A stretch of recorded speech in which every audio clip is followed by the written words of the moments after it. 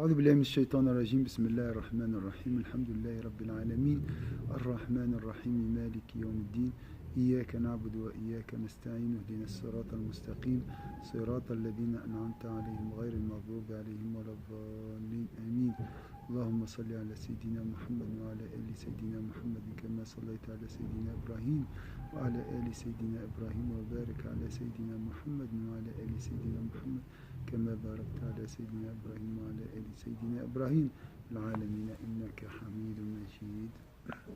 Voilà, on va continuer avec le livre de la vanité, la condamnation de la vanité. On a parlé des catégories des vaniteux. La quatrième catégorie regroupe les détenteurs de biens matériels, les généreux. Ils peuvent aussi tomber dans ils risquent cette maladie. والصنف الرابع من أرباب الأموال والمغتر من كل صنف فرق كثيرة. Alors il a dit ici tous ceux de ces catégories qui ont été dupés par la vanité se divisent en de nombreux autres groupes.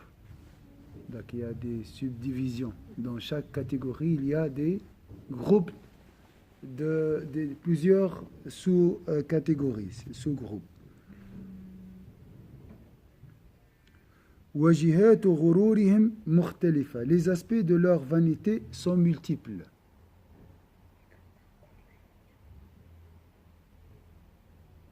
فمنهم من رأى المنكر معروفا. En effet, il y en a qui voient le convenable dans le blâmable. كالذي يتخذ المساجد ويزخرفها من المال الحرام. Il y en a qui voient le convenable dans le blâmable, à l'instar de celui qui choisit la mosquée pour la décorer. Ils ont pour cela de biens illicites. Ils décorent la mosquée en usant pour cela de biens illicites, avec de l'argent haram. Donc de l'extérieur c'est convenable, ça, c'est décorer la mosquée ou bien. Mais de l'autre côté, ils utilisent l'argent haram. Hein? Tu vois, la vanité, c'est quoi? C'est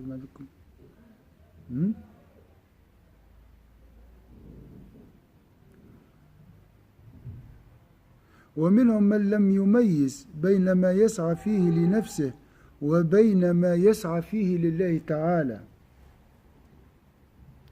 Et il en est parmi eux qui ne fait pas de distinction entre l'activité qu'il déploie pour lui, pour satisfaire son ego, et celle qu'il déploie pour Dieu, le Très-Haut, à l'exemple du prédicateur dont l'ambition réside dans l'approbation de ses propos et le prestige. Prédicateur vaniteux. Pourquoi il ne distingue pas entre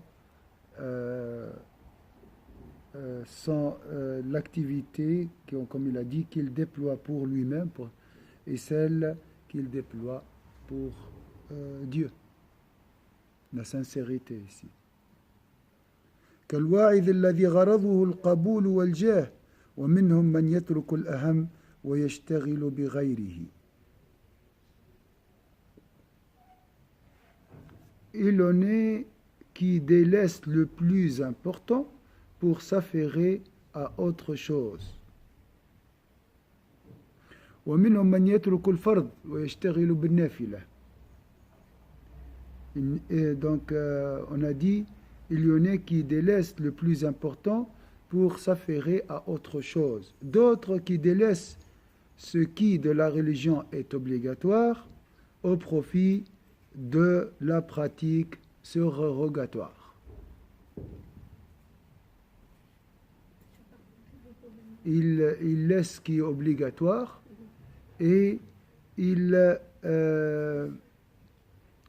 s'intéresse ou préfère ou donne la priorité à tout ce qui est surrogatoire. Voici ça. Ça va, vous allez bien? On parle de la vanité. Ici, c'est l'introduction.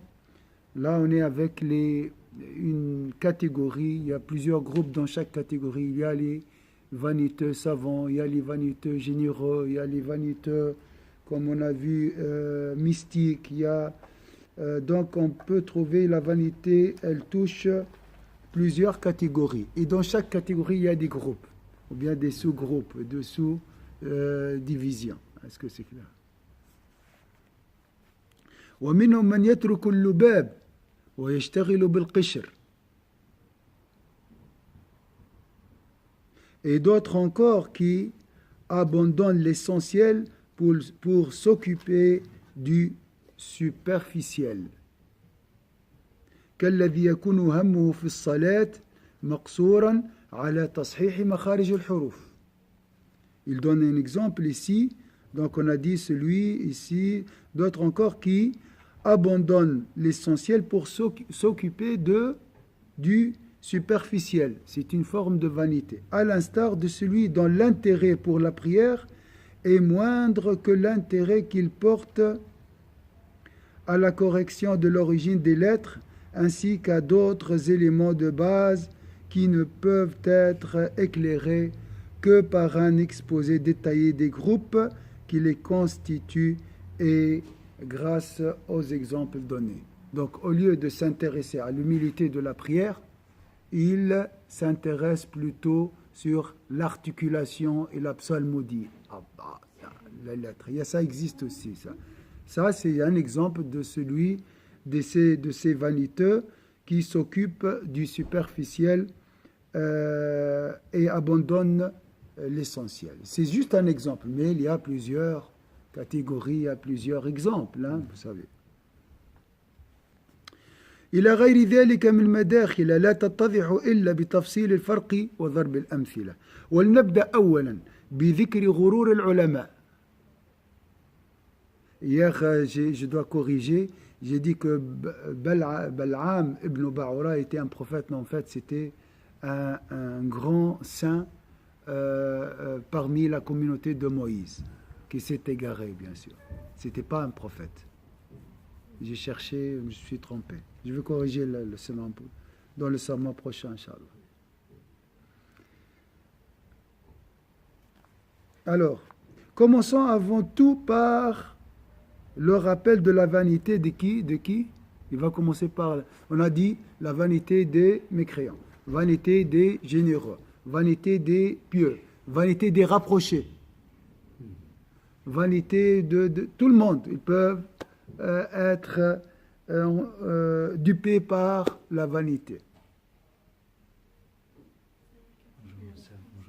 Alaykoum salam, Amrit. Est-ce que c'est clair? Donc il va commencer par qui? Par les pires. C'est qui les pires? Ou bien c'est quoi la pire vanité?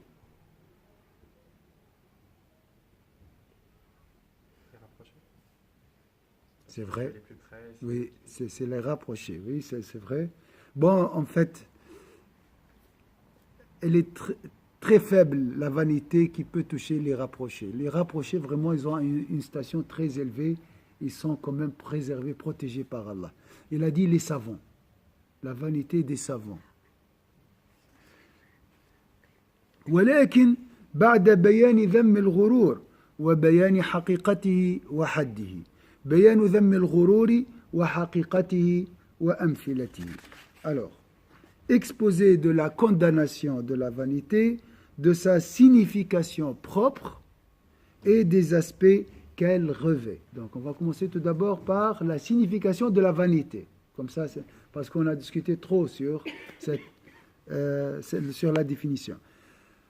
اعلم أن قوله تعالى فلا تغرنكم الحياة الدنيا ولا يغرنكم بالله الغرور وقوله تعالى ولكنكم فتنتم أنفسكم وتربصتم وارتبتم وغرتكم الأماني غرتكم غرور, ça vient de là le mot غرور. Et dans le premier verset, فَلَا تَغُرَّنَّكُمْ, là on trouve les racines du mot غُرُور. تَغُرَّنَّكُمْ غُرُور. غُرُور. كَافٍ فِي ذَمِّ الْغُرُور. Alors, sache que les paroles du Très-Haut, que la vie immédiate ne te trompe point, et que le trompeur, c'est qui le trompeur? Le diable. Ne te trompe point sur Dieu. Donc c'est la tromperie ici. Le ghurur, c'est lié à la tromperie dans ce verset. Mais vous vous êtes séduits vous-même. Vous avez tergiversé, vous avez intrigué, vos souhaits vous ont trompé. Donc ici, suffisent, donc il a dit, sache que les paroles qu'on a mentionnées suffisent pour ce qui est de condamner la vanité. Est-ce que je répète les versets? Vous avez répondu, je vais répéter. Que la vie immédiate ne te trompe point. Parce que pourquoi je cède mes principes? Pour courir derrière cette dunya, pour un intérêt immédiat. On va voir ça dans la leçon aussi de tafsir. Et que le trompeur ne te trompe point sur Dieu. Il va te dire, ah, masha'Allah, tu es pieuse, tu assistes au cours, masha'Allah, tu portes le voile, tu fais la prière 5 fois par jour. Alhamdoulilah, tu es arrivé déjà. Ça, c'est les suggestions du trompeur. Mais vous vous êtes séduit vous-même. Vous avez tergiversé,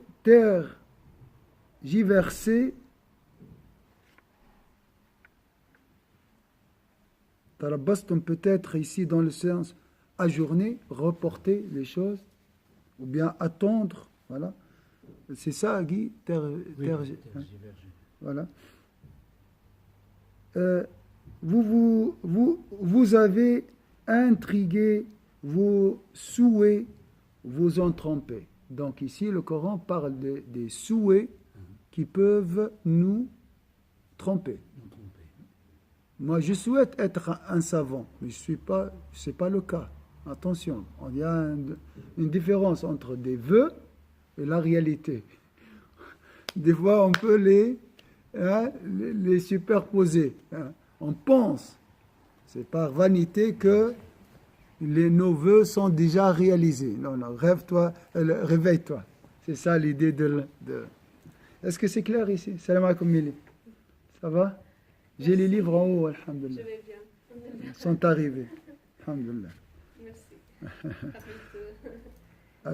وقد قال رسول الله صلى الله عليه وسلم حبذا نوم الأكياس وفطرهم كيف يغبنون سهر الحمقى واجتهادهم ولا مثقال ذرة من صاحب تقوى ويقين أفضل من ملء الأرض من المغترين.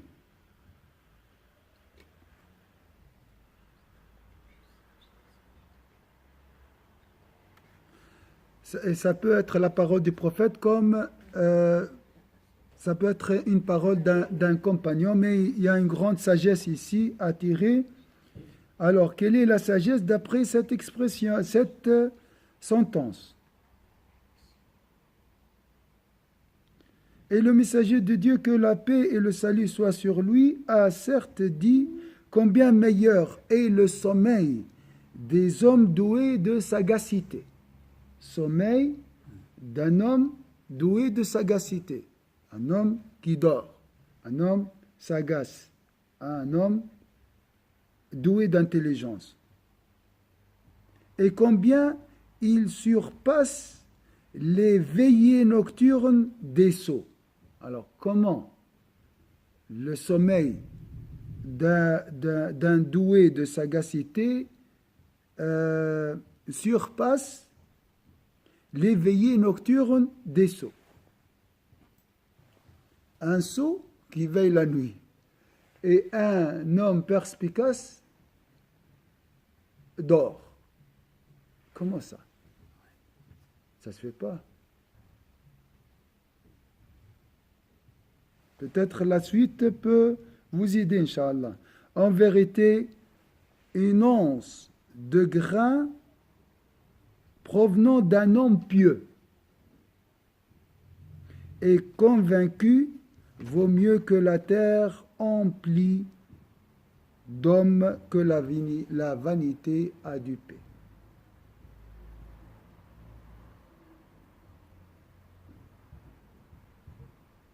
C'est pas clair. Même avec la suite de hadith. Alors, on a un homme sot qui veille la nuit. Avec quelle intention? Point d'interrogation. Et on a un homme doué de sagacité qui dort la nuit. Point. Avec quelle intention? Le sujet, c'est la vanité. L'explication est claire. Vous avez compris? Pourquoi cette sottise et là on trouve la sagacité? À cause de quoi?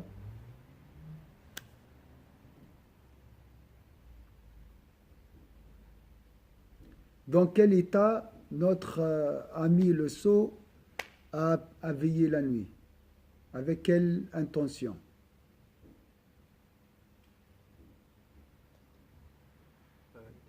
Avec vanité. Moi, je suis le meilleur. Vous voyez, je suis pieux, tout ça. Notre ami doué de sagacité, il était endormi. Avec quelle intention, avec quel état d'esprit, avec quelle idée?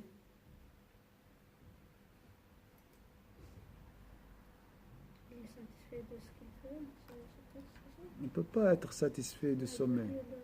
Ah, non, de ce qu'il a fait. Ou avec l'intention de se rapprocher de Dieu. Voilà. Avec l'idée, par exemple, de trouver la force. Avec des regrets aussi, qu'il n'a pas fait beaucoup d'efforts. Hein? Avec des regrets qu'il n'a pas fait beaucoup d'efforts et tout ça. Hein? Peut-être il dort et avec un grand regret. Je suis faible, je suis pécheur. Comme cela. Oui, bien sûr. On cherche, nous, les clients. Alors, tu dis, ah voilà, je dors, j'arrive pas vraiment à veiller la nuit, je suis faible, je suis pécheur, qu'Allah me pardonne.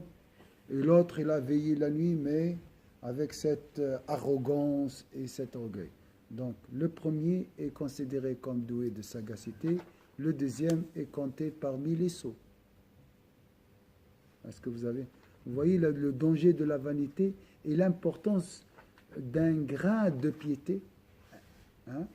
Là, un grain de piété dépasse des montagnes d'actions vaines. Pourquoi? Tout est lié au cœur. Avec quel état et avec d'esprit ou bien avec quelle intention tu adores Allah Azza wa Jal. Donc c'est pour ça que ce livre peut nous réveiller. Réveille celui qui veille la nuit, qui en réalité c'est lui l'endormi. Endormi par et voilé par son ego. وقال صلى الله عليه وسلم الكيس من دان نفسه وعمل لما بعد الموت والأحمق من أتبع نفسه هواها وتمنى على الله الأماني. Le prophète sallallahu alayhi wa sallam a dit l'homme doué de sagacité est celui qui soumet les passions de son âme et qui agit pour ce qui surviendra après la mort. Le sot, quant à lui, est celui qui suit les passions de son âme. Je suis le meilleur, je suis bien, alhamdoulilah, je vais gagner le paradis, tout va bien. C'est bien l'espérance, hein? Mais attention, elle peut te basculer dans la vanité. Et celui qui suit les passions de son âme et espère beaucoup de Dieu. Espère trop de Dieu. Est-ce que c'est clair? Je répète ce hadith. L'homme doué de sagacité est celui qui soumet les passions de son âme à la sagesse et qui agit pour ce qui surviendra après la mort. Donc toujours, il œuvre. Pourquoi? Parce qu'il n'a pas encore vu le résultat. Le sot, entre guillemets, c'est quelqu'un qui pense qu'il est déjà, que l'affaire est conclue. Que voilà, alhamdoulilah, il a réussi et il a gagné le paradis. L'autre, il travaille encore jusqu'à la fin de sa vie. Voilà la personne douée de sagacité. Donc attention à la vanité. Et donc la vanité ici, c'est lié au souhait, hein, aux prétentions, aux illusions aussi. Les illusions. وكل ما ورد في فضل العلم وذم الجهل فهو دليل على ذم الغرور. Tout ce qui a été rapporté concernant le bienfait du savoir, le savoir ici, dans ce contexte, c'est le réveil, c'est quelque chose qui nous réveille, hein, parce qu'avant de ce cours, tu dis, voilà, je vais venir voir si vraiment il y a quelque chose de nouveau. Hein. Et là, il te dit, tu n'as rien déjà. Tu es déjà loin. Ça, c'est un savoir qui réveille. C'est pour ça qu'il faut distinguer la science utile de la science inutile. Tout ce qui a été rapporté concernant le bienfait du savoir et la condamnation de l'ignorance montre combien la vanité est méprisable. La vanité, c'est la conséquence de l'ignorance. Oui. La vanité, c'est comme imaginer quelqu'un qu'Allah vous protège, qui a le diabète. Hein? Et il mange le sucre, voilà, il mange tout. Ah, il ne fait pas attention. Pourquoi? Parce qu'il est ignorant. Il ne sait pas qu'il est diabétique. C'est comme ça. Je mange, je prie, tout ça, je pense que je suis parmi les gens du paradis. Alors Allah, qu'en réalité, je ne sais pas. Hein? C'est ça. L'autre jour, une jeune m'a dit, il n'y a pas de diable chez moi, je fais les prières. Voilà. Elle doit faire attention. Ça peut être possible. Hein? Donc ça, elle peut être parmi les rapprochés. Mais elle doit attendre la fin de sa vie pour savoir. Elle ne doit pas se juger comme ça. On doit travailler juste après. إذ الجهل هو أن يعتقد الشيء ويراه على خلاف ما هو به. Alors, la définition de l'ignorance. C'est très difficile, les définitions. Hein? C'est très difficile. Qui peut me définir l'ignorance?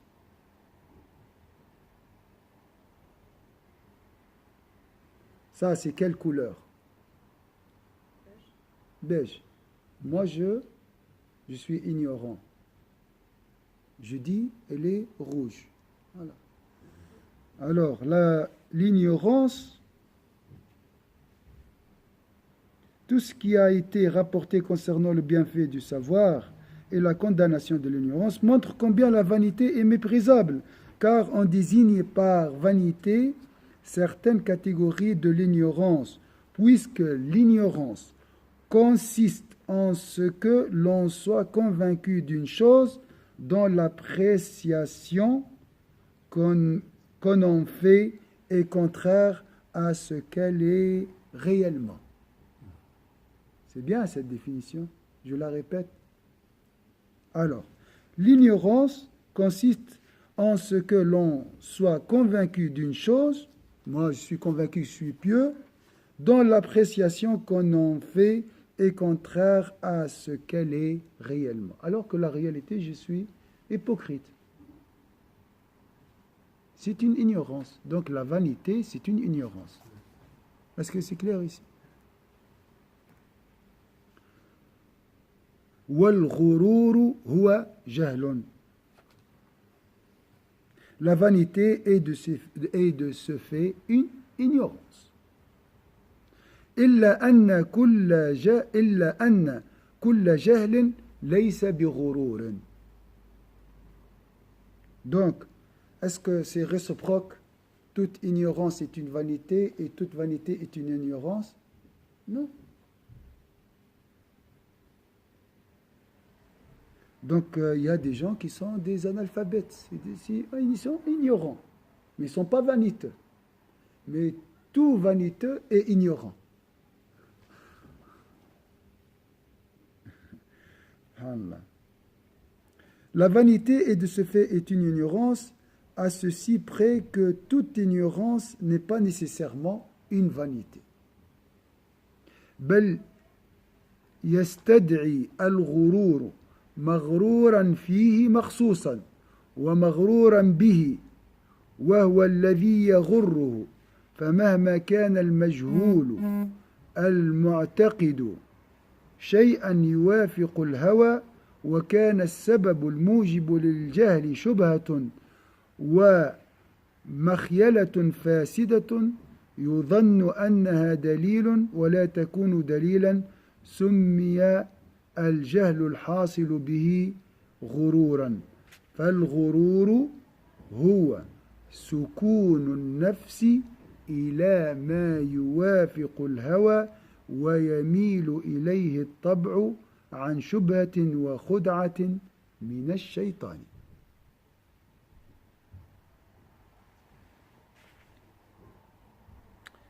Bien plus encore, le terme vanité évoque particulièrement celui qui se trompe sur une chose ainsi que celui abusé par une chose, qui est donc ce qui le trompe. Donc il y a la personne trompée et le trompeur. Chaque fois que celui qui s'applique avec assiduité à un travail ou à étudier la loi, qui est convaincu d'une chose qui s'accorde avec la passion et que la cause de laquelle découle l'ignorance est un argument spécieux et une imagination corrompue pense que cela est une preuve suffisante, alors qu'elle ne l'est pas. L'ignorance qui découle de cette attitude est appelée vanité. Donc la vanité est, ça c'est la définition, que vous pouvez la garder ainsi, l'apaisement de l'âme quant à ce qui sied à la passion. Je répète, la vanité est ainsi l'apaisement de l'âme quant à ce qui sied à la passion. Je cherche comme un argument pour justifier ma passion. Je ne veux pas travailler, je dis je suis pieux. Je ne veux pas venir apprendre, je dis je sais. Alors que ce n'est pas vrai. Ouais. C'est par paresse, c'est sa passion. Vous voyez combien nous sommes ivres de vanité, pas seulement vaniteux, mais dans l'ivresse de la vanité. Hein? On ne sait rien, nous. On ne connaît rien, n'est-ce pas? C'est notre réalité. Hein? Et en plus, je juge. Je commence à juger. J'accuse les autres de qu'Allah nous aide, Inch'Allah.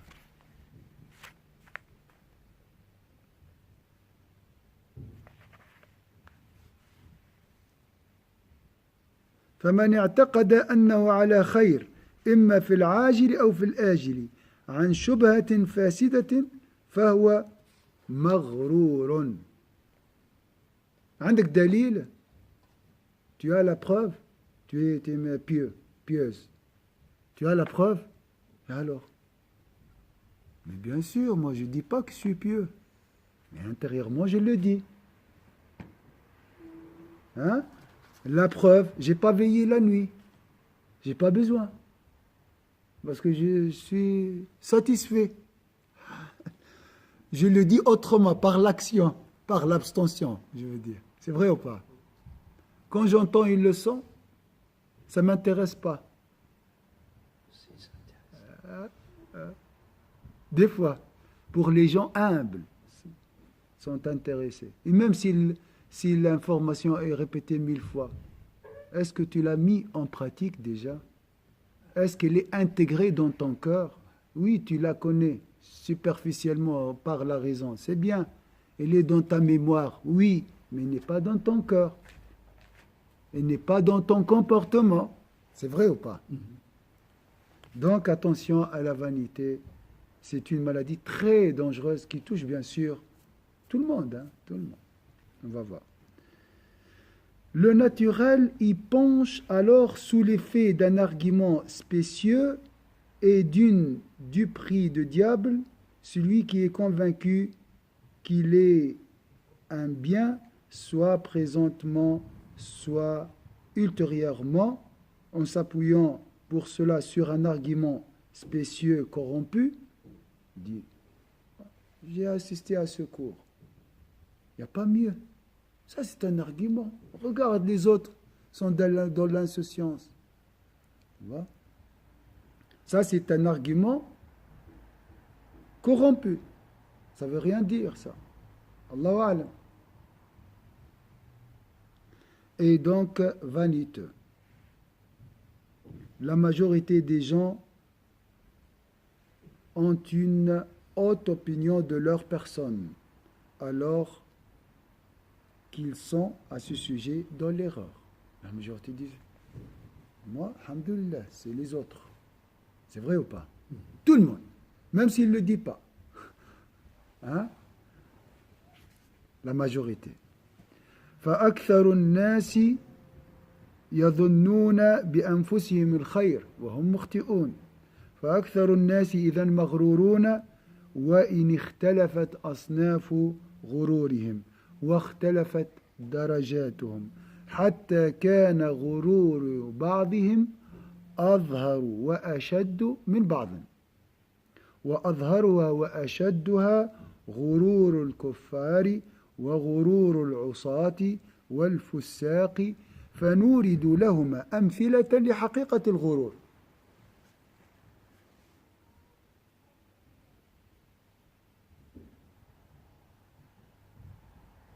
La majorité des gens ont une haute opinion de leur personne, alors qu'ils sont à ce sujet dans l'erreur. La majorité des gens sont, de ce fait, vaniteux, même si les gens de leur vanité varient ainsi que leur degré. Il y a des degrés de vanité. Au point que la vanité de certains d'entre eux est plus visible et plus intense que celle de certains autres. C'est vrai ou pas? Il y a des gens qui manifestent leur vanité. Toujours ils parlent d'eux-mêmes, comme quoi ils sont parfaits, tout ça. Ça, c'est clair. Et d'autres?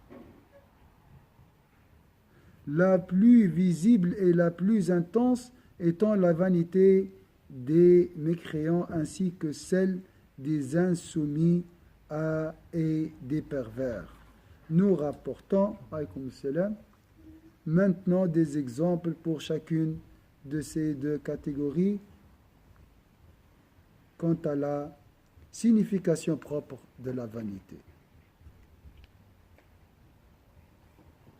Alors, al-mithalul awwal ghururul kuffar. Pourquoi il y a des mécréants? Pourquoi je mécrois?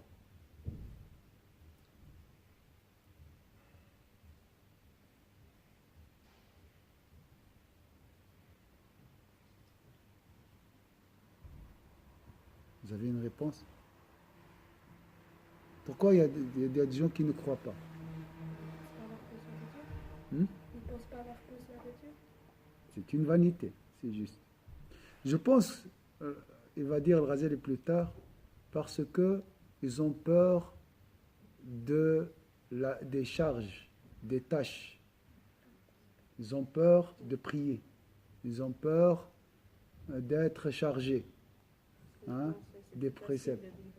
Voilà, vivre libre. Après, on cherche des... Pouvoir tout dans le monde, Voilà. c'est plus facile. Bien sûr, c'est une cause. Hein, Oui, parmi... exactement. Allahu a'lam après. Premier, il s'agit de la vanité des mécréants. فمنهم من غرته الحياة الدنيا ومنهم من غره بالله الغرور أما الذين غرتهم الحياة الدنيا فهم الذين قالوا النقد خير من النسيئة. Il s'agit de la vanité des mécréants. Il en est parmi eux qui ont été dupés par la vie d'ici-bas. C'est question d'un intérêt cash, immédiat. Hein? Ont été dupés par la vie d'ici-bas et d'autres qui ont été trompés sur Dieu par le trompeur, le diable. Quant à ceux qui ont été dupés par la vie d'ici-bas, ils sont ceux qui ont dit « Nous pouvons profiter présentement de l'ici-bas, alors que nous ne pouvons profiter de l'au-delà qu'ultérieurement. » La dunya, le profit d'ici-bas est immédiat. Alors l'autre, c'est c'est loin. Donc je préfère être mécréant.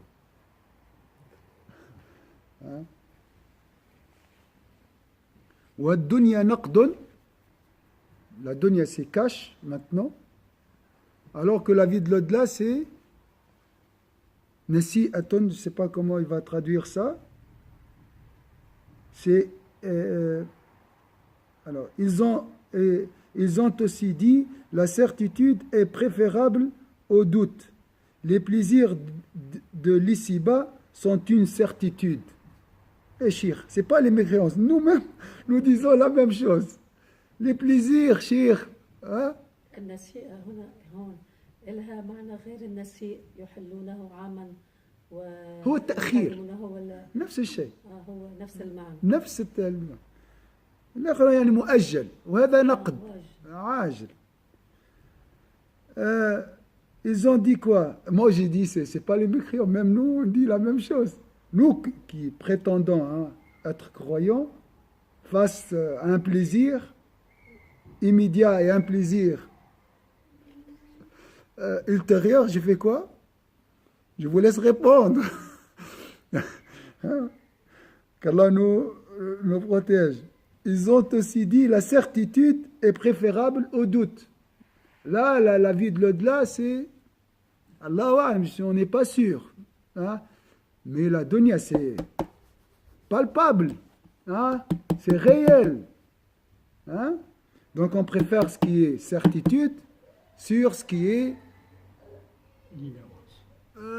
incertain. Voilà. Les plaisirs de l'ici-bas sont une certitude et les plaisirs de l'au-delà, un doute. Nous ne délaissons pas ainsi la certitude au profit du doute. C'est une logique, mais qui n'est pas logique. Il va répondre l'imam. Hein? Je préfère acheter une bagnole que je vois, qu'elle est plus loin au sourire, qui paraît qu'elle est bien et tout ça, meilleure. Voilà. واحد الأسباب المهمة أنه يكفي ناس مش ما بيعتقدوا بالله ولا بيعتقدوا بالآخرة، يعني هذه من الأسباب. من الأسباب المهمة جدا. مهمة حق. الدنيا أخذ حقها هلا، بس الآخرة الله أعلم. وليش يأكل حق أخوه هو؟ لماذا يأكل حق أخوه؟ ولماذا يظلم الناس؟ يقول لك هذا فلوس كاش الآن، الآخرة ربي غفور رحيم. Après c'est Allah pardonneur, il pardonne. Ça c'est le ghourour. Vous voyez, vous avez compris, mais ça veut dire voir le ghourour, hein, la vanité. قال فهي إذن خير. الدنيا خير. La dunya elle est meilleure. فلا بد من إيثارها. Donc il faut préférer la dunya. وقالوا اليقين خير من الشك. ولذات الدنيا يقين ولذات الآخرة شك. فلا نترك اليقين بالشك. وهذه أقيسة فاسدة تشبه قياس إبليس حيث قال أنا خير منه خلقتني من نار وخلقته من طين. وإلى هؤلاء الإشارة بقوله أولئك الذين اشتروا الحياة الدنيا فلا يخفف عنهم العذاب ولا هم ينصرون. وعلاج هذا الغرور إما بتصديق الإيمان وإما بالبرهان.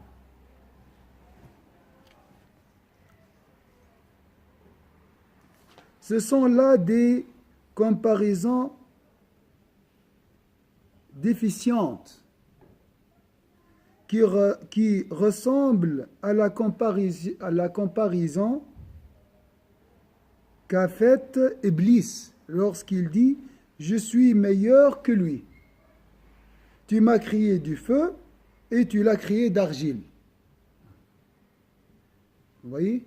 Et c'est basé sur cette comparaison. Donc, quand tu préfères quoi? La terre ou bien le feu?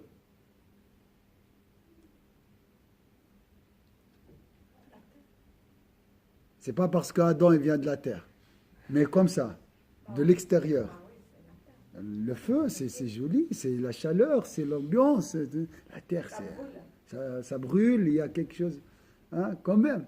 Il y a de la vie dans. Hein. Tu préfères, quand tu vois du feu que dans une forêt, tu restes comme ça, ébloui. Mais quand tu vois la terre, c'est la terre.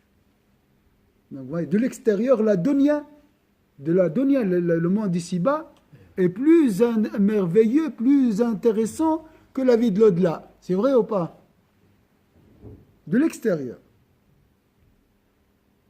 Les paroles de Très-Haut font illusion à ces gens-là pour ceux qui ont troqué la vie immédiate contre la vie dernière. Le tourment ne sera point allégé et ceux-là ne seront point secourus. Respect de l'heure, on va s'arrêter ici, malheureusement. Alors, juste, je vais finir. Comment maintenant traiter ce problème? Le traitement de cette vanité se fait soit par la confirmation de la foi, répéter, aimer, je ne sais pas comment, ça c'est la foi, soit par la preuve fournie, par l'argumentation. Il y a deux possibilités. La foi, c'est la croyance. La vie de l'au-delà est meilleure que la vie d'ici-bas, point net, point barre. C'est fini. Est-ce que c'est clair? Sans discussion. On n'entre pas en matière. Ça, c'est une voie. La foi, hein, le dogme. Là, Il y a une autre voie, c'est l'argumentation, le burhan. Ça, c'est la raison. Bien sûr, le Ghazali, il va nous donner des arguments, mais ça sera dans 2 semaines, Inch'Allah.